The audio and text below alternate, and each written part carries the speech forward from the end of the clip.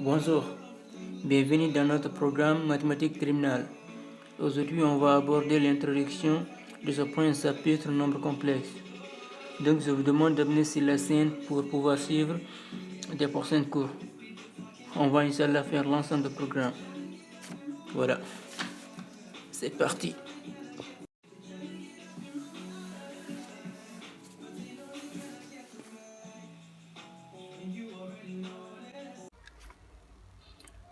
Bon, on va commencer notre premier chapitre, nombre complexe. Nombre complexe, on a ici théorème et définition. Il existe un nombre complexe noté C, ce symbole-là, appelé l'ensemble des nombres complexes qui vérifie les propriétés suivantes.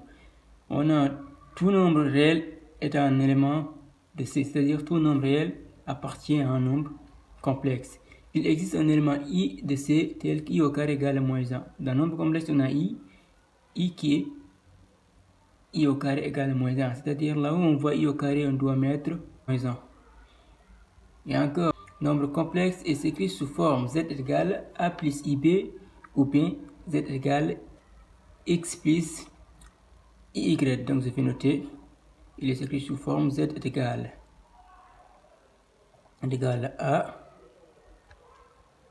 A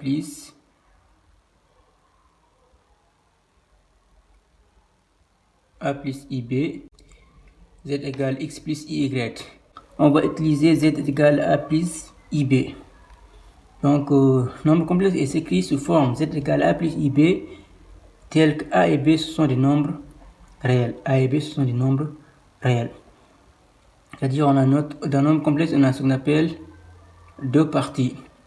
On a partie qui a A et partie qui a B. Alors, la partie qui a A, c'est le partie, ce qu'on appelle partie réelle. Et partie B, c'est le partie imaginaire. Et le partie imaginaire est noté IM de Z. Voilà. Et noté IM de Z.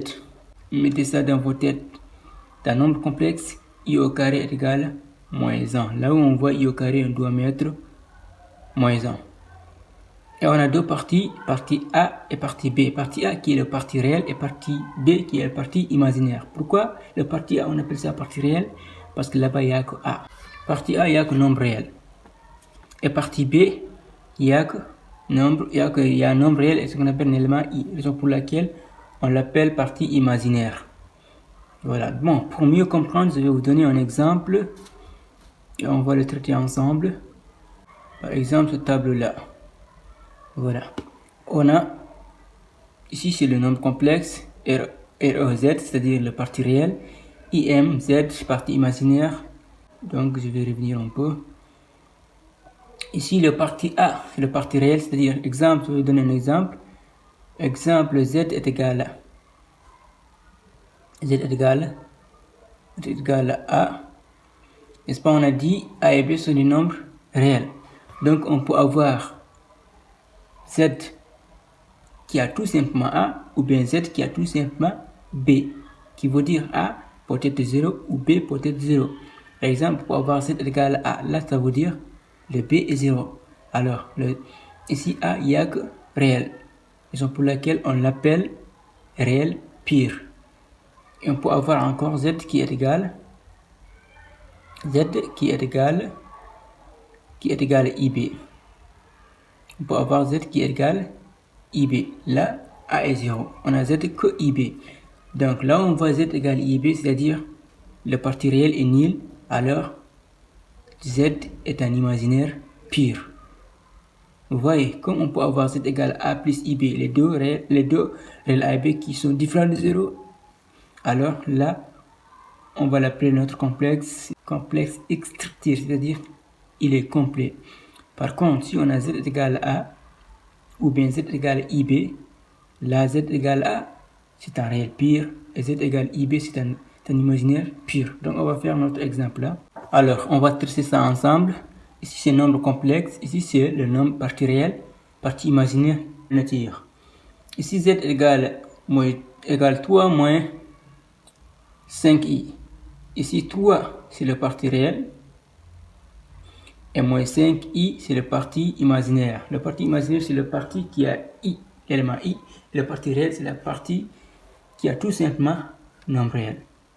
Là, notre partie réelle, c'est 3. Notre partie imaginaire, c'est moins 5. Nature, c'est quoi? Ici, la nature, c'est un complexe et structure, c'est-à-dire le complexe est complet. Et structure, le complexe est complet.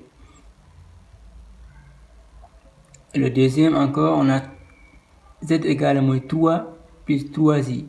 Ici, moins 3, c'est le parti. Et ici, 3i, c'est le parti imaginaire. Donc, le parti imaginaire, c'est plus 3 qui est là-bas. La tire, c'est pareil. Structure, il est complet. Et encore, ici, c'est racine. Voilà. Encore z égale 1 plus 2i racine 3. Ici, 1, c'est le parti réel. Le parti imaginaire, c'est 2 racine 3. C'est le parti qui a l'élément i. Donc, c'est 2. C'est 2 racine de 3. Ici, les structures encore, la nature est structure, c'est-à-dire il est complet.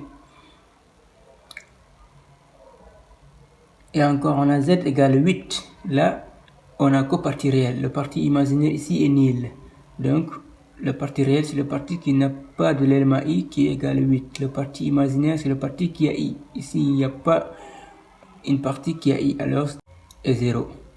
La nature, c'est le réel. Réel pur. Réel pur. Voilà. Et le dernier, on a z égale 8i.